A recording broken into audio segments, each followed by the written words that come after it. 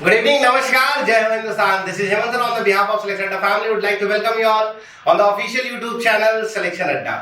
आज जो शख्स हमारे बगल में बैठी हुई है ये किसी परिचय की मोहताज नहीं होने वाली है। अभी ये सिलेक्शन अड्डा की नई सेंसेशन है और एक ऐसा फ्रंट चेहरा बन के आ रहे हैं जिन्होंने 20 साल की उम्र में तैयारी की दहलीज पे कदम रखा और आज 21 साल की उम्र में इनके पास दो नौकरी, एक नौकरी नहीं दो नौकरी। पहले अटेम्प्ट में थोड़ा सा नॉमिनल मिस्टेक की वजह से पहले अटेम्प्ट में इनका सिलेक्शन नहीं हो पाया था, लेकिन दूसरे अटेम्प्ट में निखर के सामने आती हैं और आईबीपीएस में एज अ प्रोबेशनरी ऑफिसर और आरआरबी में भी एज अ प्रोबेशनरी ऑफिसर दोनों में सिलेक्शन हुआ है। तो बहुत सारी बातें हैं आज इनसे करना है, तो इन्हीं से चलते हैं और इन्हीं के इंट्रोडक्शन से स्टार्ट करते हैं। Yes, you introduce yourself. Good evening everyone. My name is Muskan Arora and I belong to Prayagraj only, and I have been selected as a probationary officer in IBPS as well as RRBPO. Introduction तो मैंने पहले बता दिया कि दोनों में इनका selection हुआ है। मुस्कान, अगर बात करें हम आपकी तो ये आपका दूसरा अटेम्प्ट था। Yes.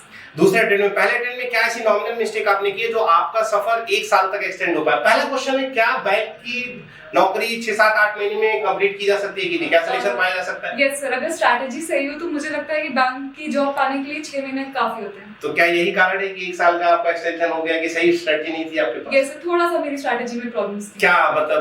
सर लाइक प्रॉब्लम ये थी कि जब मैं ग्रेजुएट हुई तो मैं प्रीलिम्स को लेके चल रही थी। लाइक मैंने मेंस को शुरू से इंपॉर्टेंस इतनी नहीं दी और मेंस के मॉक्स मैंने लगाए थे बट मैंने जीए नहीं पढ़ा था, तो मेरा जीए की वजह से काफी पैनिक क्रिएट हुआ एंड मोमेंट पे, जिसकी वजह से मैं चीजें मैनेज नहीं कर पाई बस। तो इस वजह से मेरा नॉमिनल मार्क्स रुक गया था लास्ट टाइम। Very nice.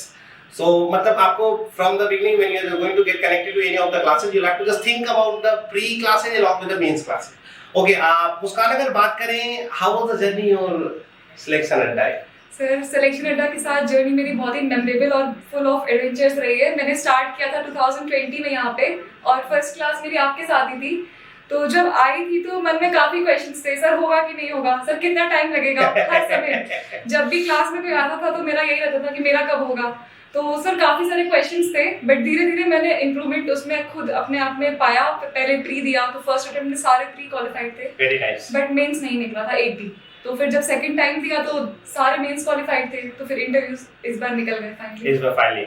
अच्छा मुस्कान, आपका मेंस में अगर आपको मार्क्स याद हो तो कितने मार्क्स आपको मिले थे? सर आरआरबी के टाइम मेरे 12 मार्क्स ऊपर थे, 12 पॉइंट समथिंग ऊपर थे। ठीक है, और आईबीपीएस में? सर आईबीपीएस में मेरे सिर्फ 4 या 5 मार्क्स कितने थे आपके? मार्क्स सर मुझे मार्क्स तो एग्जैक्ट याद नहीं। तो अगर 4-5 नंबर मार्क्स ज्यादा थे तो मेरे ख्याल से अराउंड है 80 के अराउंड, 80-85 80 प्लस 83-84 थे। ठीक है, 83, फिर से मैं रिपीट करूंगा, 83 था। मतलब मुस्कान, जैसे बहुत सारे कैंडिडेट्स क्या होते हैं, बहुत हैप्चर्ड हो जाते हैं मेंस को लेकर और प्री को लेकर। प्री में ठीक है बड़ा कंफर्टेबल है, लेकिन मेंस को लेकर हैप्चर्ड हो जाते हैं कि मेंस में बहुत ज्यादा कुछ ऐसे क्वेश्चंस होते हैं बहुत टफ होते हैं, लेकिन मेंस में बहुत ज्यादा टफ क्वेश्चन के चक्कर में पड़ा जाए या हमको 80-90-100 नंबर निकालने की ज्यादा कोशिश? सर मेंस में हमें सारा अटेम्प्ट नहीं करना होता, जैसे आप लोग क्लास में बताते हैं कि मेंस में सब नहीं करना है। मेंस में सिर्फ वही करना है जिससे आपका सेक्शनल क्लियर हो जाए अच्छे से। yes. और आप टोटल कवर कर लें, मार्क्स खींच सके। और 2 मेन सब्जेक्ट्स जैसे इंग्लिश और जीए तो मेरा वीक था तो मैंने मैथ्स से उसमें मार्क्स खींचे। इंग्लिश और मैथ्स से मैंने हमेशा मार्क्स। ठीक है। अच्छा, how was your experience with mathematics with your Shubham sir? Sir Shubham sir का जैसे पहले दिन जब मैं आई थी तो उनका एक डायलॉग था ना कि वो गोली की रफ्तार। तो जो सिंप्लीफिकेशन था, जितनी भी टेबल्स वगैरह थी, तो वो मेरे साथ ऐसा हो गया था कि कभी कोई नींद में बिठा के पूछेगा तो मैं बता देती थी उसको। तो सर वो चीज थी। और जैसे सर बोलते थे ना मैथ्स मतलब कुछ नहीं, तो सर ने उसको बेसिक से भी बताया और फिर इतनी ट्रिक्स उन्होंने बता दी थी कि मैथ्स काफी इजी हो गया था। इजी हो गया था। और जहां तक मुझे पता है मैथ्स आपका स्ट्रांग पोर्शन भी था। यस, मैथ्स मेरा मुझे पसंद था। अच्छा, our legendary Saurabh sir? Sir Saurabh sir के साथ सबसे अच्छा मेरा पजल्स और सीटिंग अरेंजमेंट का रहा है, क्योंकि उन्होंने उसको बहुत अच्छी तरह से स्ट्रॉन्ग कराया था। मतलब उन्होंने जैसे फर्स्ट क्लास में बताया था कि मेन होता है बेस किसको बनाओगे। yes. तो सर अगर जो उनकी पहली क्लास होती थी वो इंट्रोडक्शन की होती है हर चैप्टर में, तो अगर पहली क्लास अगर इंसान ने अच्छे से समझ ली तो फिर पूरा चैप्टर उसके लिए आसान हो जाता है। तो रीजनिंग तो सर मजे में निकल गया। ठीक है, अब इंग्लिश के बारे में तो पूछ नहीं सकता, मैं तो बगल ही बैठा हूं। Anyway, what would you like to prescribe to each and every student related to English section? Sir English का ये था कि जैसे इंग्लिश आपने जो पढ़ाई है वो बहुत ही इंटरेस्टिंग वे में पढ़ाई है, लाइक जैसे कभी स्टोरी सुना दी शीला मुनि वाली शीला मुनि फेमस यस या फिर कोई भी स्टोरी, तो सर उससे जो इंग्लिश था ना वो बहुत इंटरेस्टिंग हो गई थी मेरे लिए, लाइक इंग्लिश की क्लास में कभी मिस ही नहीं करती थी। Thank you. अच्छा, स्कोर क्या रहा आपका प्री और बीच में देखा जाए? प्री में आप कितना सो प्री में मेरा 30 में से हमेशा 25 प्लस रहता है, आईबीपीएस में 28 था और बाकी मुझे इतना याद नहीं, बट 25 प्लस ही रहता है। It was fantastic performance, fantastic performance. अच्छा मुस्कान, बहुत सारे यंगस्टर जो अभी करियर अपना स्टार्ट कर रहे हैं, अभी करियर की स्टार्टिंग फेज में है और उन्होंने अभी सिलेक्शन अड्डा को ज्वाइन नहीं किया, नॉट सिलेक्शन अड्डा, जहां भी इंडिया के जिस भी कोचिंग से रिलेट कर रहे हो, अगर बैंक की तैयारी कर रहे हैं तो उनकी स्ट्रेटजी क्या होनी चाहिए बेहतर तरीके से, ताकि वो भी 1 साल 2 साल का लंबा सफर ना उनको कवर करना पड़े और 8-9 महीने 10 महीने में एक सफर को तय करके वो सफलता की सीढ़ी में आता है। सर मुझे लगता है कि किसी भी चीज की तैयारी करने के लिए जो सबसे इम्पोर्टेंट चीज होती है वो होती है कंसिस्टेंसी। तो consistency is the key to success.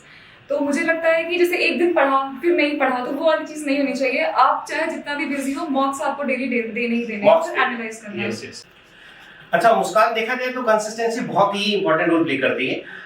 जैसे बहुत सारे स्टूडेंट्स को देखा जाता है मुस्कान की वो क्लासेस आते हैं और कुछ चैप्टर्स में बड़े कंफर्टेबल हो जाते हैं, तो फिर क्लासेस धीरे धीरे वो बंक करना शुरू कर देते हैं। सो मुझे जहां तक एक्सपीरियंस है और जहां तक मैंने आपको क्लासेस में देखा है, तो मुझे लगता है कि जितना भी मेंस दी हो और जिस दिन तुम्हारी ज्वाइनिंग नहीं आई थी, ज्वाइनिंग आने तक मतलब ये एक ऐसे स्टूडेंट रही हैं जो क्लासेस लगातार आती रही, क्योंकि इनके दिमाग में ये क्वेश्चन था कि हम सर आरबीआई के लिए भी जाना है तो हमको छोड़ना नहीं तब तक जब तक हमारी ज्वाइनिंग ना हो जाए, तो उनके बारे में क्या कहेंगे? सर कभी भी प्रैक्टिस नहीं छोड़नी चाहिए। जैसे है ना, practice makes a man perfect, तो हम जितना परफेक्शन अपने अंदर ला सकते हैं उतना ही बेटर है। ये नहीं कि हमें किसी चीज पे कॉन्फिडेंस है तो हम ओवर कॉन्फिडेंट हो जाए कि नहीं अब हमें नहीं पढ़ना है, तो सर वो चीज नहीं होनी चाहिए। मतलब क्लासेस इनको किसी भी कंडीशन में नहीं मिस करनी चाहिए, चाहे जितना भी परफेक्ट क्यों ना हो चैप्टर, उन्हें क्लासेस आना चाहिए। ठीक है, क्योंकि एक समय के बाद साइकोलॉजिकली बहुत सारे कैंडिडेट होते हैं, क्योंकि bank is all about psychological pressure. Sir classes आने से ये होता है ना, मुझे जो एक फायदा लगा कि जब भी मैं आपकी क्लास में आती थी तो मोटिवेशन भी होता था ना, मुझे आप मोटिवेट करते थे ना, तो उससे मैं घर जाके और ज्यादा पढ़ने लगती थी। अच्छा यस, अच्छा bank is all about psychological pressure. आप साइकोलॉजिकली क्या होता है कि कहीं ना कहीं घर पे रहते हुए नेगेटिविटी चीजों में इतना ज्यादा अपने आप को इंडल्ज कर लेते हैं कि फिर नेगेटिव वाइब्स आने लगती है और वो आपका सीधा इम्पैक्ट करती है आपके अटेंड पे। तो इस वजह से क्लासेस अगर आपको आ भी ना, बहुत कंफर्टेबल भी है, फिर भी आप कहते नहीं कि मंदिर में जाके रहो, भगवान से मुलाकात होती रहती है, तो कहीं ना कहीं देखिए मंदिर कितना भी खूबसूरत बना लिया जाए अपने घर पे, कितना भी हम एक्सपेंसिव मूर्तियां लाके रख दें, लेकिन वो फीलिंग नहीं आ सकती जो फीलिंग केदारनाथ के मंदिर में जाके उनके सामने बैठ के पूजा अर्चना करने में आती है। तो आप होता नहीं है, हम सारे लोग तो पुजारी रहे हैं मंदिर के, तो भगवान से तो मुलाकात होती रहती है, तो कहीं ना कहीं हम लोग माध्यम होके जाते हैं टीचर होने के नाते। तो क्लासेस आने से एक मोटिवेशन और एक फीलिंग जरूर आती रहती है और कहीं ना कहीं हम अपने जैसे लोगों को उस जगह पे पहुंचते हुए देख रहे होते हैं जहां पे हम खुद पहुंचना चाहते हैं। तो यू मस्ट, मतलब from my advice I like to recommend you किसी भी कंडीशन में आपको क्लासेस बंक नहीं करना चाहिए और आपको कंसिस्टेंट रहना चाहिए। और देखा गया है कि 6-7 महीने 8 महीने जो कंसिस्टेंट रहता है वो 100% सेलेक्ट हो जाता है।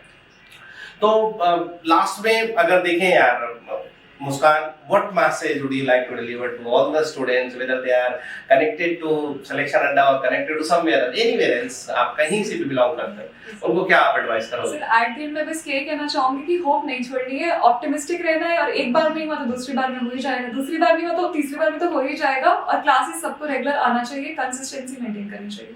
तीसरी बार नहीं हुआ तो चौथी बार? यस ठीक है, और चौथी बार में नहीं हुआ तो till then you keep coming to the classes until you get selected. So अच्छा लास्ट में ये तो मैंने पूछा नहीं, आपको कौन सा बैंक मिला? सर मुझे पंजाब एंड सिंध बैंक मिला। Punjab and Sindh bank. तो आईबीपीएस पीओ ज्वाइन करेंगे या आरआरबी पीओ? बहुत ही सिली सा क्वेश्चन है लेकिन मैं फिर भी पूछूंगा। सर मैं आईबीपीएस पीओ जा रही हूं। आईबीपीएस पीओ जा रहे हो और ट्रेनिंग आपकी कहां पे हो रही है? सर ट्रेनिंग मेरी दिल्ली में है और 2 दिन बाद से, परसों से। तो 2 दिन बाद इनकी ट्रेनिंग हो रही है और दिल्ली में सारा एकोमोडेशन बैंक जा रहा है क्लियर करने। और जहाँ तक देखा जाता है ट्रेनिंग पीरियड में भी लोग 3 स्टार 4 स्टार होटल वो लोग प्रोवाइड कराते हैं। तो आप समझ लीजिए कि आपके साथ भी ऐसा कुछ होने वाला है। बस क्लासेस से यहाँ तक का सफर करने में कोई बहुत लंबा समय नहीं है, बस 6 महीने की दूरी की बात है और 6 महीने में बस आपको मेहनत करना है, कंसिस्टेंसी रखनी है और डेफिनेटली उस ईश्वर की उत्पत्ति है हम लोग। अगर उन्होंने हमें यहाँ पे भेज रखा तो हमारे लिए कुछ सोचा भी होगा। बस आपको पाना है, आपके रास्ते पे आपके दरवाजे पे सफलता दस्तक दे रही है, खटखटा रही है, बस आपको दरवाजा खोल के उनको नतमस्तक होकर एक्सेप्ट करना है। मेहनत करते रहिए 100%। जिस तरीके से इन्होंने अपने जिंदगी में माँ बाप का सम्मान बढ़ाया, आपके जीवन में भी वो पल जरूर आएगा जब आप की वजह से किसी और इंसान के चेहरे पे मुस्कुराहट आएगी, और वो मुस्कुराहट जब अपने माँ बाप पे आएगी, यकीन मानिए उनका छाती चौड़ा हो जाएगा। तो इसी ढेर सारी शुभकामनाओं के साथ मैं आपको भी शुभकामना देता हूँ कि आप इसी तरीके से आगे बढ़ते रहिए, और आप सारे लोगों को भी शुभकामना दूंगा कि आप जीवन में खूब आगे बढ़ते रहिए। Thank you very much. Thank you.